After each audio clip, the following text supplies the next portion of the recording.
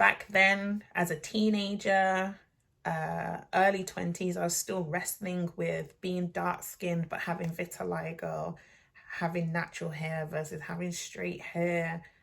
So my skin and my identity, there's been so much that's happened over my lifetime.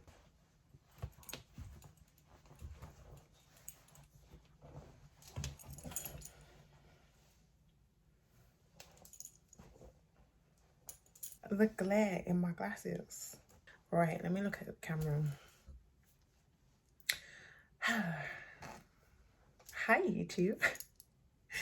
It feels like it's been longer than it's actually been. I've definitely had periods of time where I've been away or I haven't uploaded in a while, and then I upload and it's because it's been like, I don't know, a year or 6 months or even a quarter, so 3 months.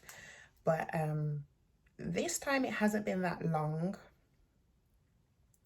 But considering I started this year with the intention of uploading weekly to my YouTube channel, because I had a target of 100 new videos, a combination of short and long form to upload, and it's only April, so there are still 8 whole months of the year in order to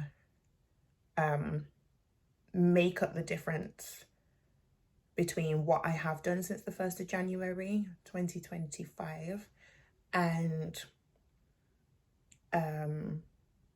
what I can do by the time we get to the end of this year, the 31st of December.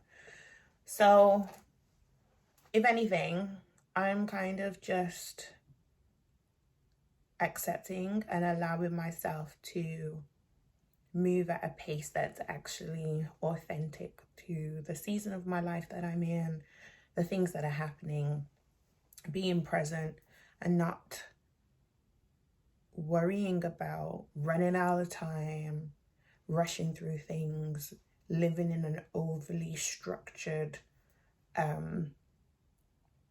way. So I'm flowing. I'm learning to flow and let go and flow, right? So whilst not that much actual calendar time has passed since I last uploaded, it feels like it because so much has happened, transpired, unfolded in that time. The last whole video, talking to camera video I remember doing was the video update on my locks in February and why I leave them alone. And so I guess this video is like a follow-on from that, because I didn't anticipate that getting as much traction as it did. So I'm super grateful for all the people who have engaged with that video. It was the first video that received, I think 500 views or 1,000 views in a short period of time. I think that happened within a week or so. It's now, last time I checked, which I think was last night or this morning, it was over 2,000 views, and it's had a number of likes and it's had a few comments on it and things that I've done my best to reply to, which has also kind of brought about a lot of other engagement on my page, other videos and shorts that I have, which I'm so grateful. And because I was at 1,000 subscribers on the 1st of January, at some point on the 1st of January 2025, it's now easier for me to see how many subscribers have joined this Living with LOCS, where there's an apostrophe between the V and the I, because it's like living. I've almost converted myself as a noun into a verb, to be alive. That's what I feel I am about, what I represent, just being alive and living your authentic self. So Olivia, live, living, like it's all of that. And so people joining this community, living my life with LOCS and learning lessons along the way, has increased by, last time I looked, 287. And so I thought I'd do a video to just say welcome to anyone new since this year, but also since some of the content I have put out in February and March, and the things that you've kind of engaged with since my content's been new to you, but not necessarily new to my channel. So previous uploads are getting engagement, which I'm very appreciative of. So I'm also grateful for the 1,287 people who are still here, or are now here, or in this space with me, and all those who will come, just in case I've said a number that's not truly representative of what the number is at the time that this video actually goes out.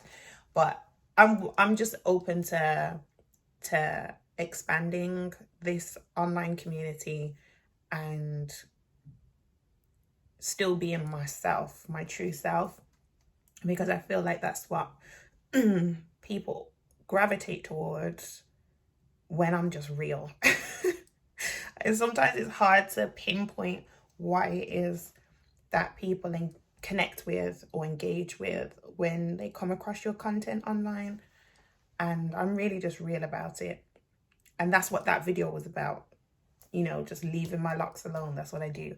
So I guess this video allows you to see what my locks look like post the retwist that I did in February.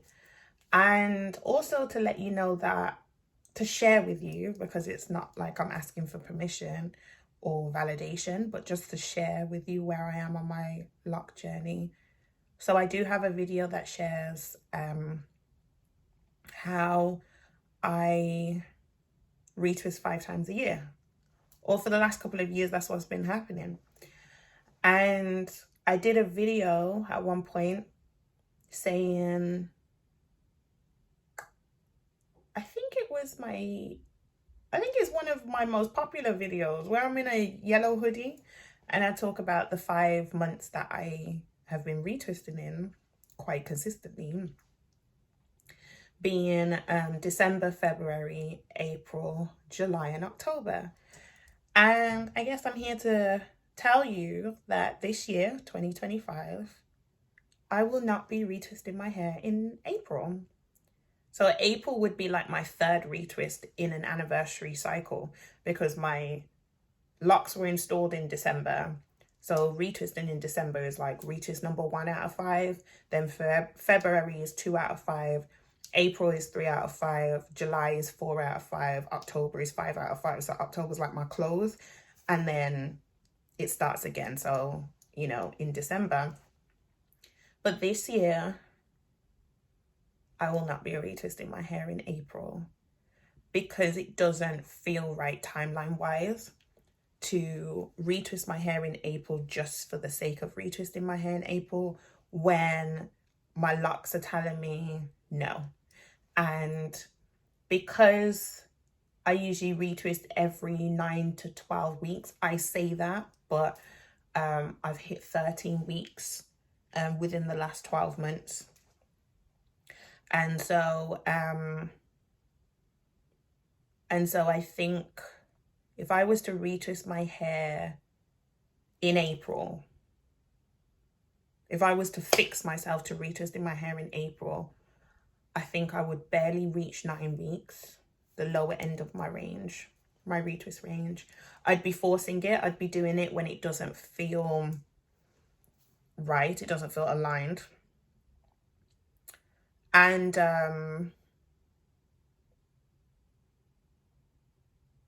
yeah, I honestly feel like May is when it's going to happen. The date just happens to be in May. I think this is where calendar years, days of the week, man-made time can easily disrupt your flow if you're not careful. And so speaking in a language that most people speak in and understand, yes, April is when I would retwist. But for me, for my internal system, how I've been designed and created, it's really around this time of the year kind of thing. So actual calendar date will be May, but it's more or less this time of year, so it's still consistent. It's just not happening in April because of commitments that I have. And if I was to listen to my body, which I've been forced to do more of over the last few months, one of the reasons, or hence why I haven't been on here much, because I've really had to listen to my body. My body has screamed at me at times. I think I shared a bit of this in February's video, because there was stuff that is going on with me health and well-being wise in February. And then I got some respite, and then something came up in March that really threw me through a spin. I just had to recalibrate, and then started to have clarity towards the end of March. And then April, it was like, okay, grounding. And so I've really been writing a lot this month, over the last few weeks. I've been writing every day, or I've been working on my manuscript every day. And it's fiction, just in case anyone is hearing about me writing for the first time. I'm writing fiction, but the fiction is, the writing process itself is challenging me, it's stretching me. It's revealing so much. It's like breaking me open in the most beautiful, devastatingly delicious way. But at the same time, the story itself is also, it's so interconnected with me as a being. It's like my protagonist is completely different to who I am. I'm going in different directions with this video, but that's just like, I feel like that's my most organic, authentic content, when I just talk and I just share. but yeah, so you kind of get a bit of everything. But yeah, so obviously my profile, looking at me, or if you were to know me, it's like I'm a Black Caribbean British woman. That is a new kind of phrase or phraseology that I've been really hearing and feeling recently. I used to call myself Black British, or just say Black woman, or someone would ask me, yeah, but where are you really from? And I'm like, well, I was born and raised here. My mom was born and raised here in the UK. And I think that shocks some people, because I've had people comment on my videos, on my posts over the years, saying, oh, you're British. Oh, it's so good to hear a British accent. Or it's so good to see someone who's from the UK who has locks and everything. Because I think, because most of my online community are in the States, I think until you hear me speak, there's an assumption that I also live in the States, but I don't. I'm from Birmingham, England, but I live in Manchester, England. And so yeah, I am a British girl. And so for so long, you know, I would say I'm, you know, Black British, because I am. But then obviously when you're introducing yourself, when you're networking, or when you're just like meeting someone new and you're having a conversation, and usually other Black people would be like, yeah, but where are you really from? Usually Black Africans, they will quiz, because I found from just my own experience, I can't speak for everyone, but if someone is African but they were born here, they always lead with the African country that they're from, even though they were born here. Whereas I've found, or at least for me, through my own lens, and maybe I see what I project, but it's like Caribbean heritage people who were born in the UK will probably say they're British before they'll say what island they're from. It's only if people probe, quiz a bit further that you then pick up the islands, or at least for me. So for so long, I just say I'm Black British, born and raised in Birmingham, because it's true. It's my truth, my origins. But then the deeper I've explored my identity and been embracing of it over the years, is the more comfortable I feel with, you know, owning the fact that it's Caribbean heritage. My grandparents were born across Jamaica and Barbados, or they're from, I should say. And so I'd say I'm Black British, Black Caribbean. But I've been deep in identity. I don't know if it's because the book I'm working on touches on identity and visibility, and the fact that my character, my protagonist, my main character, my narrating character, because it's a first person narrative, she's so different from me. It's almost like in working on her, in creating her, discovering her, building the world that she lives in, not her world, but the world that she lives in, but through her lens. So therefore, the part that I'm showing is her projection of the world, or her experience of the world, but there's a bigger world because it's the first book in a series. It's almost like made me look at myself even more closely, and that has been very vulnerable, which has kind of taken a lot of my energy, hence why I don't do so many things at the same time, including create and upload videos to YouTube. So yeah, so I've been really thinking about it a bit more, and I went to my sister and I went to a open mic night a couple of weeks ago, and we saw all these brilliant, beautiful acts.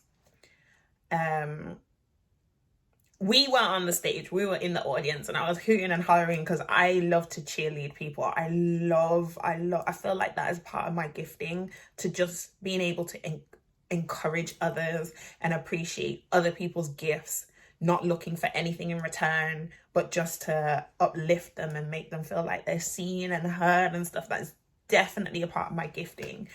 And so it was just so good to be there and meet people I didn't know before I entered the room, and just to hear them be in their own world, in their own element on stage. And just to be a part of that was a privilege. And obviously they each talked about different things, but there was some things that really like struck a chord with me to question myself on in how I live. And now I'm just like, oh, I'm a Black Caribbean British born woman. I'm no longer just Black British. I'm no longer just from Caribbean heritage, African ancestry. I'm a Black Caribbean British born woman. Oh, yes. And it just rolls off the tongue, and it just feels so comfortable. So yeah, so I'm that, and I'm early 30s, just knocked in, but early 30s if I'm honest with myself. And yeah, in marketing, branding, governance.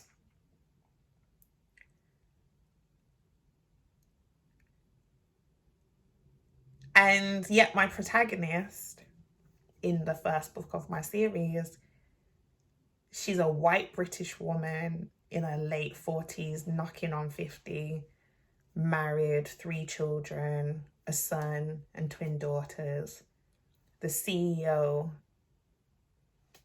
of a global corporation in a growing industry. She has inheritance. Now, I have legacy through my family. I honestly believe that my gift of storytelling comes from my mom, which comes from my granddad, because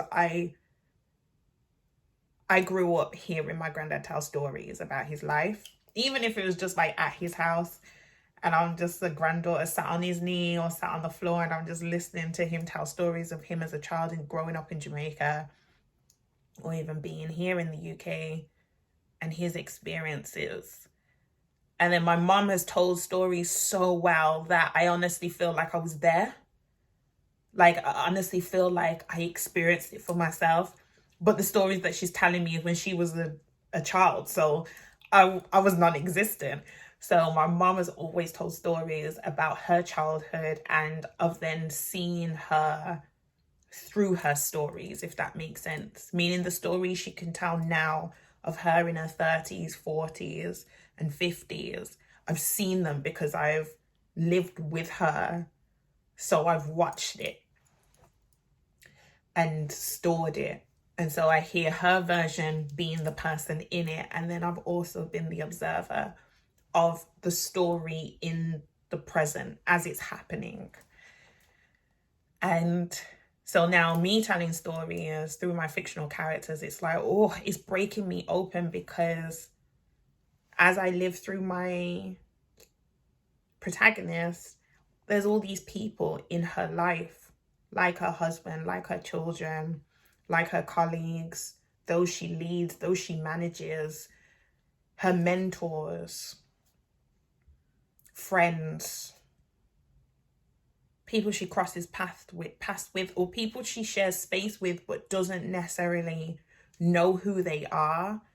But there are people there, like when she's sat in a boardroom and she doesn't know everyone around the table, but each of those people are people to be seen, to be heard, to be understood, to be given grace, space and grace. And so there's just so much happening, hence why I haven't been here. And part of why I'm doing this video now is because I washed my hair today, and I always feel like when I wash my hair, I feel like a renewed woman. I feel revitalized. That's probably the word I'd use. I feel revitalized. And I usually wash my hair, obviously, between retwists. So even though, if I was going to retwist my hair in April, today would have been the day, because it's a bank holiday weekend, it's Easter weekend. And so I would have washed it now before I have to travel to Birmingham to spend some personal time there and also do some governance related things. And also exercise my new routine of waking up early to write for 30 minutes to an hour every morning on a weekday. So before work, so I have that protected time to create, to flow. And that has been a shift in my routine and how it makes me feel and everything like that. I mean, it's there, brighter skies, bluer skies. I feel up. I do feel up. I feel more exposed, if I'm being truly honest. And I've had some roller coasters that, thank God for my sister, because she really is a source of grounding, of connection. Like she's the person who is subjected to all of my rants and rambling. And if I concentrate it to where I'm at right now with my writing journey, she'll hear when I'm like completely drowning in a storyline, story arc, a character build. And then she'll also hear the silence of when I just feel completely frustrated and almost like I don't know where I'm going, I don't know what I'm doing and everything. So yeah, like she's a source of strength and softness all at the same time. The way she spoke to me yesterday when I just felt like I don't like anything I've written. So I'm now at, just to place stamp you, I'm now at over 30,000 words. My target is 100,000 words by October, which means by the end of April, I need to hit 35,000 words of my manuscript by the end of the quarter, which is the end of June, I need to hit 60,000 words. I now know this off the top of my head. I didn't know this a month ago. But because I've been clearer on my goal setting, which was a result of this weekly coaching I'm signed up for, group coaching I'm signed up for. I've got clearer on my goals, so I know my numbers. And yesterday I was just like, I felt boxed into my numbers, even though I haven't read my manuscript draft from beginning to end since I'd been writing daily for the last 2 weeks. And so I took the pressure off myself to write, and I said, Olivia, you need to challenge yourself to read. And so then as I was reading, I was like, I don't like anything, or I don't like the beginning anymore. I like chapter 1, but I don't like the opening, the prologue. And I was telling my sister that she was having to experience me go through this mental roller coaster. And she just said just the right things that was basically like, live sharp, you know exactly what you need to do. She didn't say that, but that's how I received it. And it was love wrapped in an honest reflection. And sometimes you need that. You need someone outside of you to just... But my sister's living with that.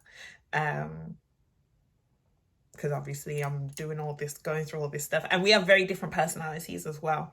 So I'm very expressive and I'm very external and outgoing. I think this is why I come across as a really confident person, but deep down, oh my gosh, woo, I'm always working on being courageous at a sustainable level.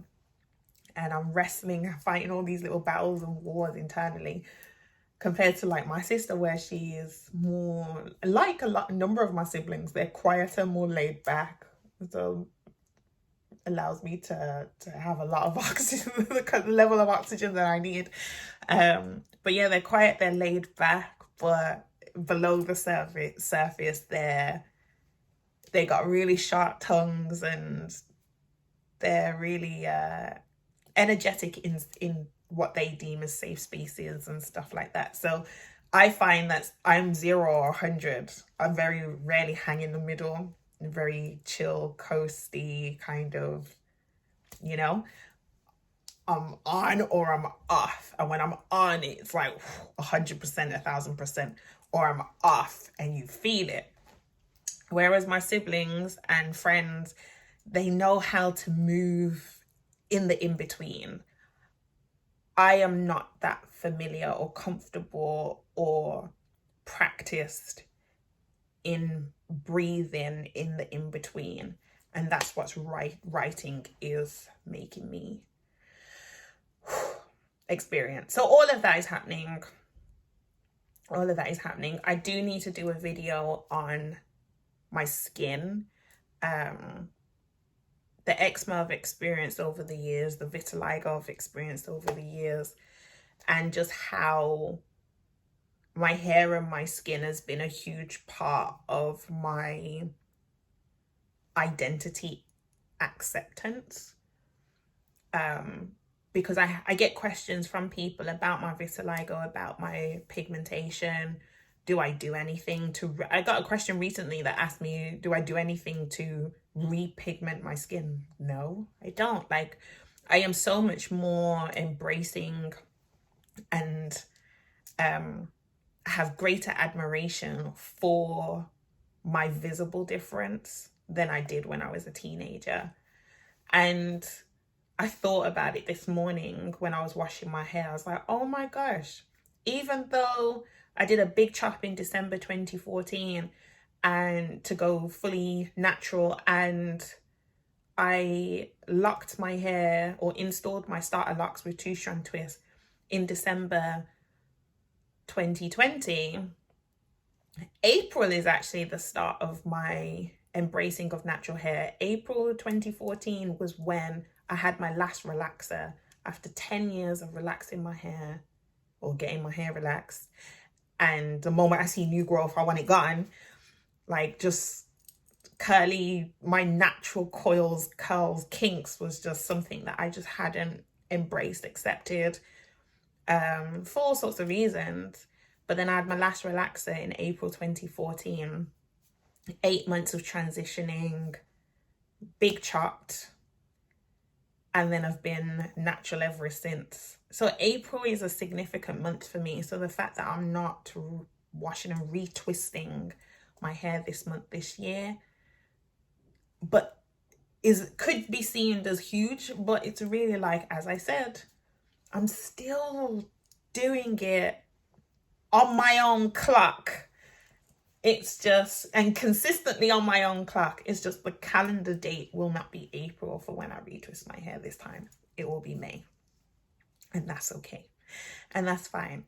So yeah, back then as a teenager, early 20s, I was still wrestling with being dark skinned but having vitiligo, having natural hair versus having straight hair. So my skin and my identity, there's been so much that's happened over my lifetime. Something that I've been really meditating on over the last few months is that, you know, I used to struggle with my complexion, being what I deemed a dark-skinned, what I just call a chocolate girl, with vitiligo, having the light patches on my hands, my ankles, my lips, my elbows, my knees, like in the bends and in some of the most visible places. So even though I don't have it on my face or my shoulders, you know, my hands are everywhere. And I didn't used to see myself as a creative writer, and now I'm using my hands to write stories. And even just my flagship content, retwisting my hair with my screen mirroring setup, my hands are at the forefront of the video because people see my hands do my own hair. And so there's a lot behind the scenes. There's a lot that I haven't openly explained or shared or talked about or storyboarded. But some of the things I've done over the last few years to care for my locks and share that, you know, it's been deeply rooted in inner work and identity acceptance, and, you know, admiring who I was created to be, who I am. God has been doing his thing through me, and I'm only now really beginning to see it, know it, understand it, and recognize it as my gifts to serve others. So it's quite a process. So this is why I feel like I need to do a video on my skin, because my skin journey is probably as deep as my hair journey. Because when I really think about it, it isn't about hair or skin. It really isn't about, that's just what you see. That's just the external, the visible, but it's so much deeper than that. So much deeper than that. But yeah, meditating on, you know, being a chocolate skinned girl, woman with vitiligo, but yet my hair is deeply melanated. Like, what? Like, my hair is that one. It's jet black, as my mom used to say growing up. I also learned a few years ago that maybe that's why I had grey hairs early on, or premature white hairs, which I call wisdom strands. It could be vitiligo related, because vitiligo, just to say quickly, is where I think they're called melanocytes, or basically the cells that give you your melanin. They were attacked at one point in certain areas of my body, and so that's why my lips, my hands, my ankles, some of my elbows, around my knees, and maybe even some of my hair follicles, they didn't get the melanin that the rest of my body got. So yeah, it's something that it's a deep contrast. I feel like my life is contrast. It's probably why I love the color orange. Another reason why I love the color orange is because it's a secondary color made from red and yellow, and I've always been deeply connected to the color orange. Don't wear it as much as I used to, don't have as many orange items as I used to, but it's in me. And so yeah, just the contrast. God's working on me to breathe in the in-betweens. And I know I've said it previously. In terms of my locks, my retwists, I love my hair retwisted, freshly retwisted, but I also love my fluffy roots, because when I think about it, most of the time, my roots are fluffy. My retwist probably lasts a couple of weeks or 3 weeks, or as soon as there's movement or moisture, that retwist has gone. My scalp is disappearing. And most of my life happens in between those retwists.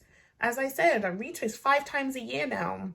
It was more frequently when I was at the beginning, but it's 5 times a year now. I can't only live in those 5 moments. Those are just points in time. There's so much that happens in between. And so since February to now, so much has happened, so much. And I just look forward to being able to share it with you in due course. When the time comes, it will always be the right time. Because when I really think about it, I'm not operating on my own time. There's a plan that has been written for my life that goes beyond anything that I could ever plan. So I'm just being guided, and I'm being obedient and disciplined with the guidance. So that's it. Another video where I just kind of ramble on, but maybe you made sense of some of the things that I shared. But yeah, more than anything, I just want to say thank you. Thank you for watching my videos, commenting, liking, asking me questions, still being here even when I'm not posting weekly, sometimes monthly, you know, and sharing what you do for yourself. Like, I am a huge advocate for people doing what's right for them. And what's right for me this year is that I retwist my hair in May and not April. It just works better that way for me this year. So I'm flowing. But I hope you enjoy the rest of the calendar Q2. So that's April through to the end of June. I hope life continues to serve you well and you live in the in-betweens, breathe in the in-betweens. So anyway, thank you for watching. If you've subscribed after watching this video, I appreciate you. If you're already subscribed, I appreciate you. If you just watched it, skip to this, or just happen to be here, then thank you. Thank you. I appreciate any energy that is positive, encouraging, supportive, inquisitive, curious, that crosses my channel. Thank you, thank you, thank you, thank you. Be well, be free, and I'll see you in the next video. I think I'm going to finish with what I do to document my life at the moment, what I've been doing since the beginning of this year. And if you watch my December countdown, you can track it back to them. My love book, as I call it. I ain't gonna do much context. This can chill in the bloopers maybe. Attraction made me think of a magnet. Love made me think of a heart. And life made me think of a tree. One of my goals this year was to attract more love into my life. So, but yeah, that's it. So, I don't know how to position this anymore. My locks don't fit in frame anymore, like in my glasses, in my lenses. But this is why I wore it, because otherwise it looks like I'm not wearing very much. But I wear glasses so I can see. Like, really getting the videos 40 minutes.